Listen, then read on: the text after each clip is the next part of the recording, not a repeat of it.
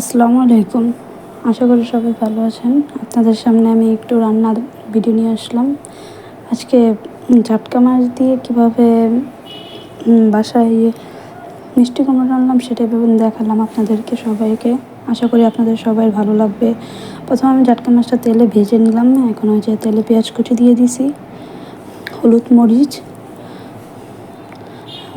কষায় নিলাম ভালো করে এটা কষাবো। এখন দিয়ে দিলাম মিষ্টি কুমড়োটা আমরা এখন রেখে দেবো। এখন একটু হালকা কষানোর পর আমি একটু নাড়াচাড়া করে দিলাম আর কি। এই তো আবার ঘুরে দিলাম। এবার দেখে এখন কষানো হয়ে গেল। তো এখানে একটু পানি দিলাম ঝোল দিয়ে। এখন আমরা এখানে মাছ দিয়ে দিব আর কাঁচামরিচ দিয়ে দিব। আর ধনিয়া পাতা আমি খাই না, ব্র্যান্ডটা আমার তেমন ভালো লাগে না, তাই দেইনি।